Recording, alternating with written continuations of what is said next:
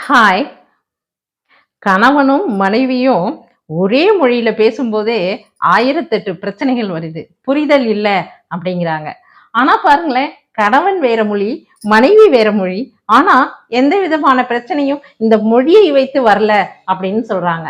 இது ஒரு குடும்பம், 2 குடும்பம் இல்லைங்க. ஒரு ஊரே இப்படிதாங்க பேசுது. இதுதான் அவங்க பாரம்பரிய வழக்கம் அப்படின்னும் சொல்றாங்க. எங்கன்னு கேக்குறீங்களா? நைஜீரியாவுல இருக்கிற ஊபாங் அப்படிங்கிற ஒரு கிராமத்துல தான் இந்த மாதிரி நடந்துகிட்டு இருக்குங்க. கணவன் ஒரு மொழி பேசுனா மனைவி ஒரு மொழி பேசணும். இதுதான் அவங்க பாரம்பரியமே.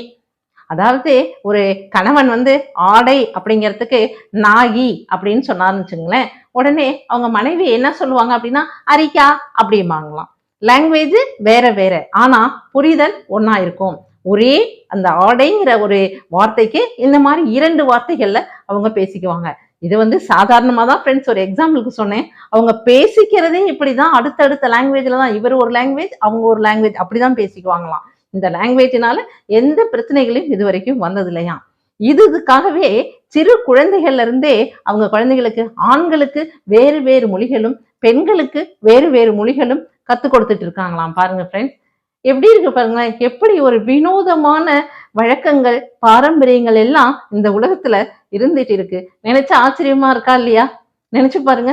நம்ம சாதாரணமா பேசிட்டு இருக்கும்போதே 1008 பிரச்சனைகள் வரும்போது, இப்படி வேறு வேறு மொழிகளால அவங்களுக்கு எந்த விதமான பிரச்சனைகளும் இல்லை கணவன் மனைவிக்குள்ள, குடும்பத்துக்குள்ள அப்படின்னு சொல்லும்போது நமக்கு ரொம்ப சந்தோஷமா இருக்கு. எவ்வளவு வினோதமான, விந்தையான விஷயங்கள் எல்லாம் இந்த உலகத்துல நடந்துட்டு தான் இருக்கு இல்லைங்களா? பாருங்களேன். ஓகே ஃப்ரெண்ட்ஸ், நெக்ஸ்ட் வேற ஒரு பதிவுல உங்களை சந்திக்கிறேன்.